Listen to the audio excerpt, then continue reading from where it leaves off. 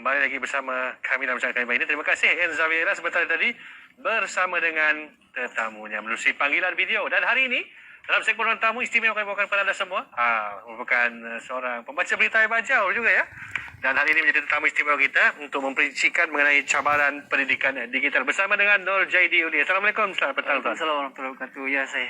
Apa khabar hari ini sihat ya? Alhamdulillah sehat. Alhamdulillah sihat dan semoga anda terus diberikan perlindungan ya. Dan pertama sekali kami ucapkan terima kasih kerana sudi bersama dengan kami dalam rancangan. Terima kasih kembali kepada RTM. Ya, baiklah.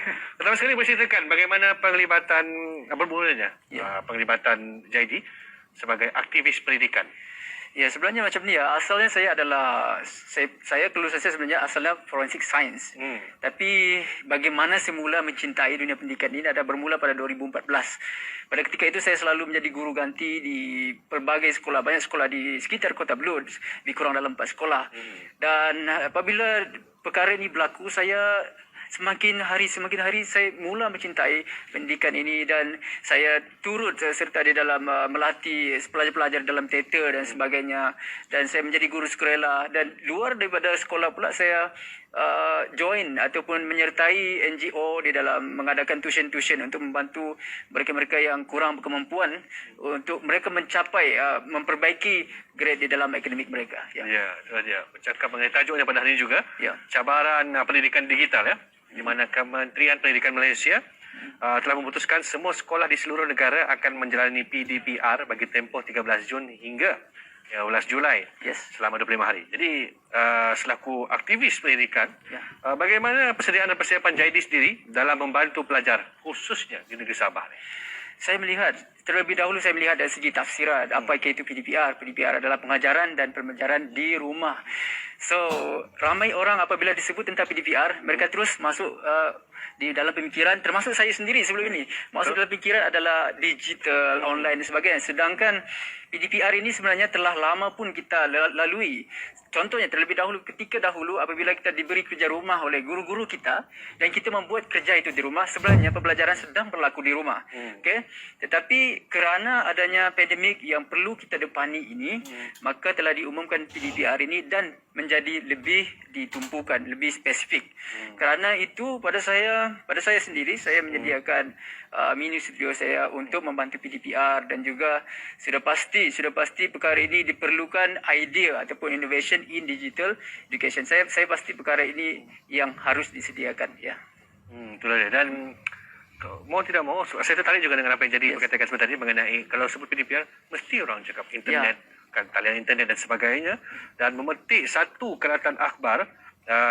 Menteri Komunikasi dan Multimedia Datuk Saifuddin Abdullah berkata, capaian rangkaian 4G di Sabah ialah 71.7%, manakala puratan nasional sebanyak 88.9%. Jadi apakah pendapat Jaidi sendiri, apakah medium terbaik yang patut disediakan kepada pelajar luar bandar? Di Sabah ni banyak pelajar luar bandar kan, menerusi PDPR ini. Ya, saya melihat sebenarnya perbezaan perbezaan di antara nasional dengan negeri Sabah, perbezaannya lebih kurang 17.2%.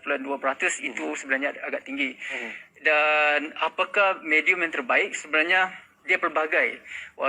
Kerana seperti mana yang saudara yang dikatakan tadi, kita ada beberapa pecahan. Dia ada bandar dan ada luar bandar dan juga pedalaman. Betul. Di kawasan bandar dengan capaian internet yang lebih baik, sudah pasti digital ini adalah lebih baik untuk mereka. Tetapi untuk kawasan yang di luar bandar dan pedalaman, di sini saya melihat banyak gerak kerja yang perlu dilakukan dan sudah pun dilakukan oleh guru-guru. Saya sendiri saya respect dan hormat kepada tindakan guru-guru yang begitu kreatif, yang sanggup turun padang, yang sanggup turun ke kampung-kampung untuk menyampaikan nota kepada anak-anak pelajar.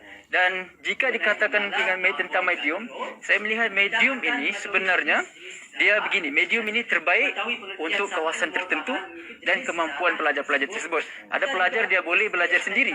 Ada pelajar dia masih memerlukan sentuhan yang lebih berat daripada kepada guru. So, kesimpulan saya di sini adalah dia adalah bergantung dengan kawasan tersebut dan bagaimana tahap penguasaan para pelajar tersebut ya. Ya, sudah mengikut kawasan juga lah. Ya, mengikut kawasan. Dan tertarik kepada apa yang telah dilakukan oleh Jaidi sendiri, iaitu sebagai aktivis pendidikan. Jadi antara cabaran yang pernah dihadapi ataupun dilalui oleh Jaidi sendiri dalam menjalankan aktiviti ataupun sebarang program di Sabah ni lah berkaitan dengan pendidikan? Saya melihat ini perlu diakui lah. Ya, perlu diakui bahawa cabaran utama adalah dana dari segi keperluan bagaimana kita menjalankan aktiviti. Dan saya sendiri, saya berterima kasih bagi sesiapa yang telah dan pernah dan akan menyumbangkan apa-apa pun yang mereka mampu sumbangkan dari segi material, dari segi suntikan dana dan sebagainya. Saya melihat ini adalah sesuatu yang penting kerana pendidikan ni adalah makanan rohani, makanan mental bagi anak-anak pelajar kita. So, saya merasakan sudah semestinya dana dan juga keperluan-keperluan tertentu secara material dan secara digital yang diperlukan. Itu cabaran utama saya lihat. Betul dia. Dan bercakap mengenai pelajaran ni, daripada saya teringat zaman college saya dulu lah, ada satu diploma ataupun satu jurusan yang diberikan, jurusan pendidikan awal kanak-kanak. Jadi saya minta pendapat Jaidi sendiri mengenai pendidikan awal kanak-kanak. Ya, kita pernah dengar peribahasa ni kan, melentur bulu biarlah daripada rebungnya. Kerana apabila kita melentur bulu yang sudah pun keras, kita yang patah. Betul. Walaupun hakikatnya bulu itu boleh diukir untuk menjadi sesuatu yang indah, tetapi lebih baik jika kita melentur dari awal-awal lagi. So di sini saya lihat betapa pentingnya pendidikan awal kanak-kanak. Kerana kanak-kanak ini secara teori dan praktikalnya, mereka ada perkembangan tertentu. Contohnya pada peringkat umur baru lahir sehingga 2 tahun, mereka akan lebih kepada sensori motor ataupun mereka menyentuh, melihat. Apa yang mereka lihat, itulah yang akan mereka cenderung untuk lakukan dan fikirkan. Pada peringkat 2 hingga 6 ataupun 7 tahun, mereka sudah mula mengenal huruf dan sebagainya. Dan pada saya ini adalah satu yang penting, amat penting kerana jika kita ingin membentuk sesuatu, acuannya kena tepat. So inilah masanya saya ingin menekankan bahawa kepada ibu bapa dimanapun, pada waktu PDPR ini khususnya, homeschooling itu adalah amat penting untuk membentuk karakter anak-anak. Ya, itu dia. Dan ialah harapan Jaidi sendiri lah dalam sebagai aktivis ni, harapan anda untuk sama-sama menyokong sistem PDPR ni. Terutama saya ada yang baharu, ada yang macam ini pun salah satu norma baru dalam sistem pendidikan negara. Jadi harapan Jaidi sendiri. Saya ularkan kepada dalaman kita sendirilah. Harapan saya bermula dari dalam. Kita hidup di dunia ini, kita sebenarnya di dalam pentas opera dunia kita yang telah pun diarahkan oleh Yang Maha Esa. Jadi pada saya, harapan saya untuk kita memainkan peranan masing-masing, menghidupkan watak kita. Jika watak pendidik, maka hidupkan watak pendidik. Jika pelajar, maka hidupkan watak sebagai pelajar untuk menuntut ilmu. Kerana ilmu ini tidak akan pernah habis, tetapi ilmu inilah yang akan membentuk kita. Dan selagi mana, contohnya kita rekodkan, kita rakamkan ilmu kita dalam YouTube dan sebagainya, ia akan menjadi satu amalan yang berterusan walaupun kita tak ada. Jadi harapan saya, teruslah kita ikhlas untuk melakukan apa juga yang kita ingin lakukan. Ya, itulah dia. Jaidi, akhir sekali kita minta ucapan Jaidi kepada semua pelajar-pelajar yang baru saja menerima keputusan SPM. Tapi kali ini istimewa sikit. Dalam bahasa Melayu dan juga memandangkan anda penyampai bajau dalam bahasa bajau sekali. Kita minta 2 bahasa. Boleh? Untuk semua penonton di luar sana. Okey, untuk adik-adik pelajar yang telah pun mendapat keputusan di dalam SPM yang baru-baru ni, apapun hurufnya dan apapun warnanya, anda sangat membanggakan kerana telah pun anda lalui 2 ujian. Bagi saya 2 ujian. Ujian yang pertama adalah SPM dan ujian yang kedua menghadapi SPM ketika pandemik yang mana tak pernah orang lalui, dan anda adalah juara di dalam perkara ini. Dalam bahasa bajau lagi. Bahasa bajau. Untuk pelajar-pelajar SPM, young boy untuk SPM, kam no jomo yang paling manang dan yang paling dengan pengalaman paling oyo. Kerana kam telah ngodop di Kop Peroson, juga ada di Kop Peroson. 2 peroson. Peroson pertama ialah SPM, yang kedua ialah peroson SPM sewaktu pandemik yang paling susah. Kam memang juara. Alabana teh. Alabana.